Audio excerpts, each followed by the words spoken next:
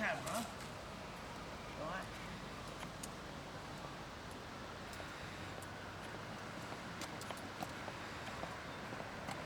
Okay, right. You can hear me now, yeah. Well, the reason I'm going like this is to give you some idea of the distance between the wall, the brick wall, and the extent of the overgrowth obstructing the pavement. Now, the reason I'm saying that is because some time ago, I had a letter from the Southend Council telling me that a park bench which I'd put in the street to assist old ladies and old gentlemen who couldn't actually make it up the street without a rest, they told me that it was obstructing the highway, not the pavement but the highway, and I assume that includes the pavement.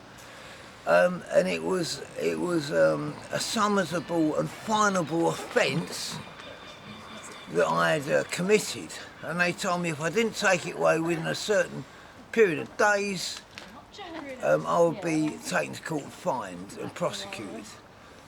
Well, obviously in the reverse order. Well, the reason why I'm showing you that distance is to illustrate that in fact the park bench, which we'll go and have a look at in a minute, is probably about 1/3 of the distance, in fact a quarter of the distance that I've just measured, not by feet or a rule or a steel tape, but just by an arm's length. And what I'm really sort of showing is the ridiculousness of the council's approach to prosecution. I mean, why is this lot allowed to overgrow the street, the pavement, which is Steve's just showing, when, you know, I mean that's clearly an obstruction, when the park bench outside my place is clearly a much lesser obstruction. Whether it's an obstruction or not, you could argue. I mean, why not, am I taken to court and this thing is sitting there left, and this has been there for years? You know, we're not talking about a couple of months or something, it's been here for years. But if we can now walk up and have a look at the park bench, and I'm going to set it up so you can see it. Okay, so let's walk up the road. Hope the light stays. Beautiful evening, orange in the sky. So we'll walk right up to my place, and I'll actually bring the park bench out. But you can see all the way along here you've got obstruction. Now, how far is that obstruction? Now, I'll pace it out, shall I? Right, sorry, from here, there's not much of an obstruction from here, but I'll just pace it out. 2, 3, 4, 5, 6, 7, 8, 9, 10, 11, 12, 13, 14, 15, 16, 17, 18, I suppose. Well, that's probably where the obstruction's in. So 18, probably about 20 paces. If each metre is a pace, if each pace is a metre, which is approximate, so what did I say, 20? About 20 metres, which is around about approximately 60 foot. Well, my park bench is probably 6 foot. So what I'm saying is, well, let's go and have a look at the park bench. I should walk backwards, shouldn't I? We'll walk like this. Right, we come up to 19 Deborah Road now, where the obstruction was. Sorry, I shouldn't speak into the camera. This is strictly amateur. What I will do is I'll bring the park bench over. Let's just show you. Yeah. Let's get this rubbish off it.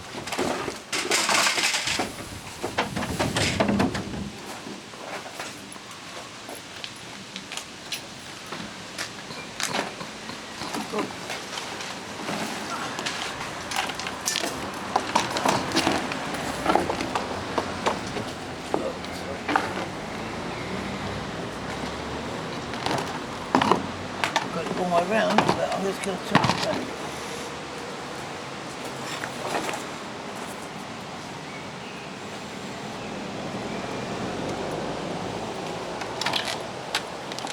It's a plastic park bench. I had it there, that's probably what, a metre? Maybe a metre. 1, 2,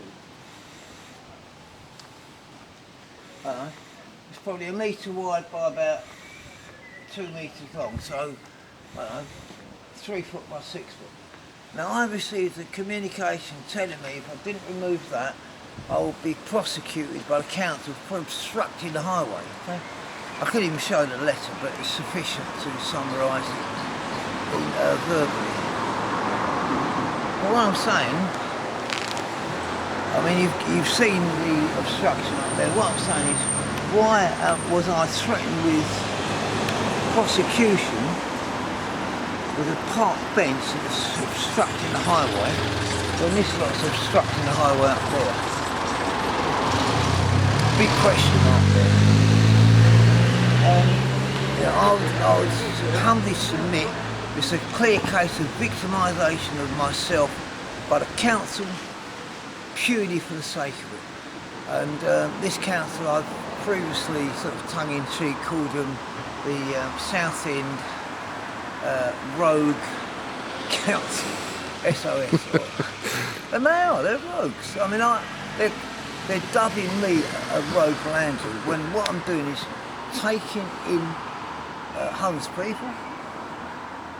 Well, I don't believe I'm a rogue landlord. I believe I'm trying to help people who are in a seriously at-risk state, vulnerable if you like, and I'm trying to save their lives. Whereas this sort of thing is quite ludicrous, you know. We allow huge obstruction up the road, which you got on camera, on the dimensions we mentioned earlier on, and this little obstruction is enough to elicit the council writing letters which cost a lot of public time and money, threatening prosecution. If that is not a persecution, then I don't know what it is. It's a victimisation, a clear case of victimisation. I can say no more really. The only thing we've missed out is we did also have a little chair next to the park bench, and the reason for the chair in the original case was because there was a 99-year-old lady living up the end. At the end, the corner house, you can see that big tree overgrown. She was living up there. She found it almost impossible to walk all the way down to the paper shop, which is around the corner. And my house is actually halfway to the paper shop, or approximately halfway, which is up there. It's a place called Big Moose 2. So that's why I put it out there. I put it out there to the small chair.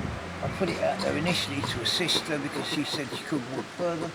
Then it turned into a chair and a park bench, which I got a lot of confidence, especially from old ladies, probably not much older than me, I'm an old man, and they said, oh, it's so nice to have a place to sit and all that.